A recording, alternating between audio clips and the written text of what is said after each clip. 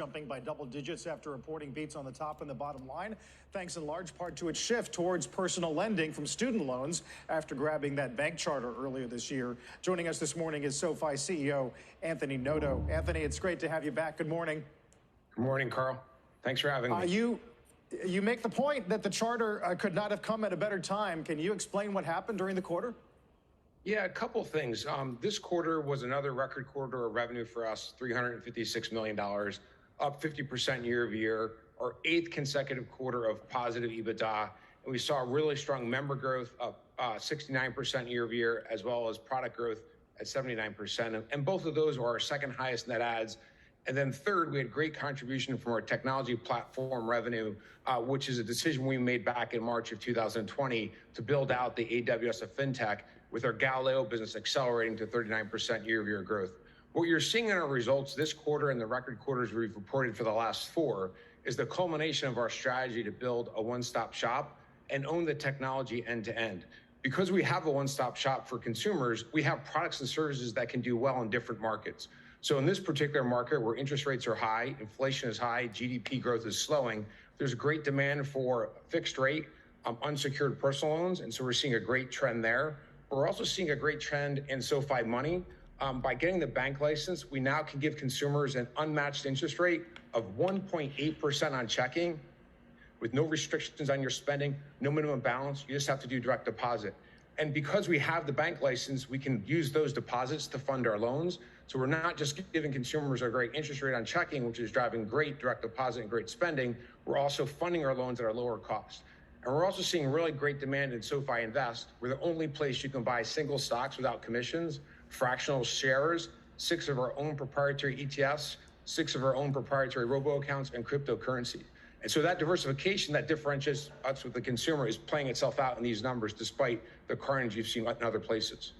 Right. Talk to me, go back to money accounts for a moment and talk about the pace of deposit growth, because there's some pretty interesting stats in there. And I wonder also how much of that can be maintained. Sure. So the big difference in SoFi Money, which is SoFi checking or savings externally, is that we're now able to offer an interest rate that we determine, not some bank that's sponsoring us is determining.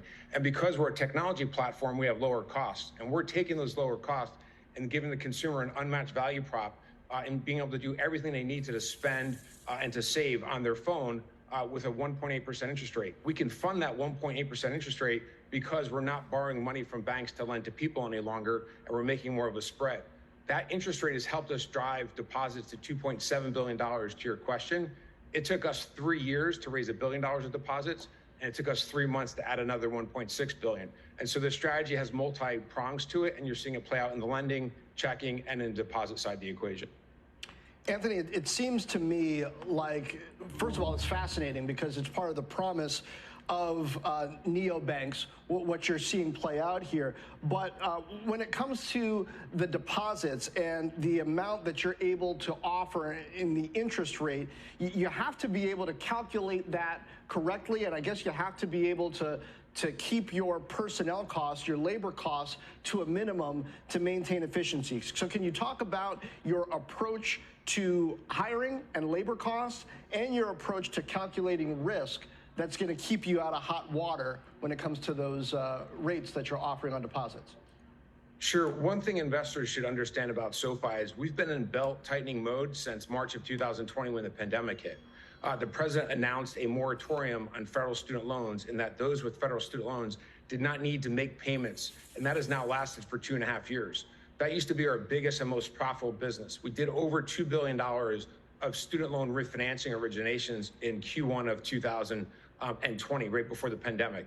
This quarter, we only did $400 million, so it's down to 25% of where it used to be. Through that time, we've worked hard on diversifying. We've worked hard on making sure our costs were in line with our revenue outlook, and our risk and pricing was also appropriate. And that's why we've been able to achieve record revenue every quarter since Q2 21. As we think about our business, we want to focus on the long term and make sure we don't shortchange investing for growth. But at the same time, we have to be responsible and drop profits to the bottom line. So we focus on driving what we call a 30% incremental EBITDA margin. That means for every $100 we generate in new revenue year over year, 30% of it we try to drop to the bottom line to show the world that we can be profitable.